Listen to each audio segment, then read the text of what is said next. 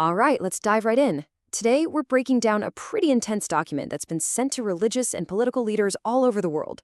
It's from a group called the OneEarth Alliance. And, well, they're not asking nicely. This is framed as a final urgent warning. So, yeah, let's get into it. And they do not waste any time. The whole thing kicks off with this incredibly blunt statement: unite or perish together. Talk about setting a dramatic tone from the get-go. It's a clear ultimatum, and it pretty much frames everything that follows. So the document is built on this really fascinating and kind of wild premise. The One Earth Alliance says this isn't their opinion. No, they're presenting this as a direct message from Mother Earth herself. By doing this, they're trying to lift their argument way above everyday politics and religion into something way more fundamental. And right here, this is the core of their entire argument. They're claiming there's a direct link, a cause and effect, between our human squabbles, what they call ego, and the planet's response. So our conflicts aren't just social problems anymore. According to this, they are the literal trigger for the environmental disasters we're all seeing. Okay, so how exactly do they build this case? Well, it starts with a diagnosis. They paint this picture of a planet that is just deeply, deeply sick, and they point to one root cause for it all: us and our conflicts. Their analysis kicks off in the Middle East, which they call the epicenter of ego warfare. Now, what's so interesting here is how they list all these long-running conflicts. They don't frame them in geopolitical terms. They see them as symptoms of a spiritual sickness they call religious ego, where every group insists they're right, leading to just endless destruction. But they're really quick to argue that this isn't just a regional issue. Not at all. They say this cancer of ego-driven conflict has spread everywhere. They point to examples in Asia, Africa, and even South America, drawing a direct line from religious division straight to violence and environmental destruction. And to describe the sheer scale of the ecological damage, the source uses this incredibly powerful and, very charged term, environmental holocaust. They define it as the total systematic destruction of our planet's ability to even support life. So this isn't just about climate change. It's about, well, everything. To make their point, the document breaks down this destruction into four main fronts: water, air, land, and even space.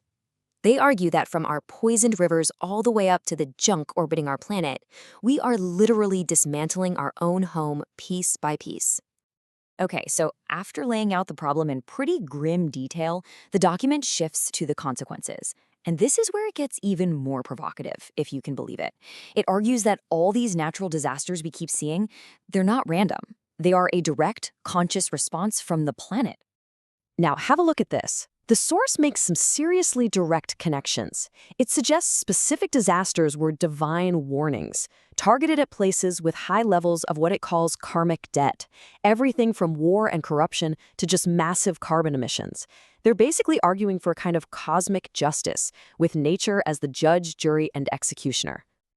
This quote from the document it really sums up their whole perspective here. It's a brutal accusation, basically saying that humanity, led by our leaders, is sleepwalking right into its own grave, and is completely ignoring all the flashing red warning lights. So, if that's the diagnosis, what's the cure? Well, the document doesn't just list a bunch of problems and walk away.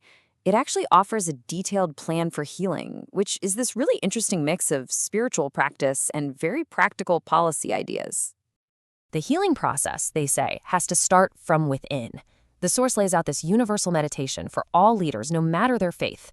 The whole point is to force a shift in mindset, away from self-interest and division, and towards service and harmony. It's really about changing the consciousness of the people in charge. And then, from the spiritual, we make a hard pivot to the practical, to the financial. The document puts a price tag on our dysfunction. It estimates that a just staggering $5.9 trillion are wasted every single year on conflict, military spending, and the environmental damage that comes with it. And this bar chart, wow, it really puts that number into perspective, doesn't it?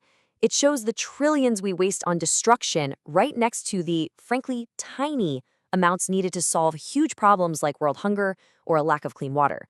The argument here is crystal clear. We have the money, we're just choosing to spend it on breaking things instead of fixing them.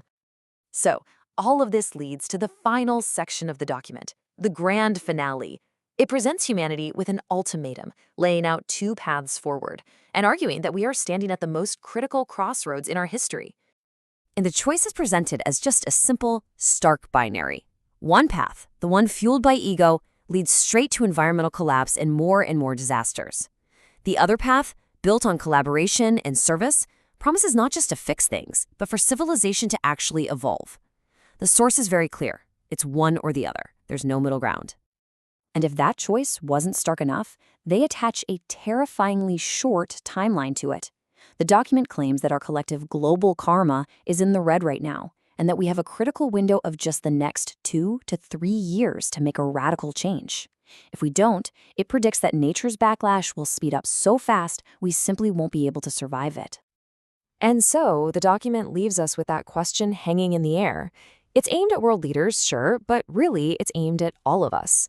It's a powerful, provocative message that frames our current crises as a spiritual emergency, one that demands a profound choice. Thanks for joining me for this breakdown.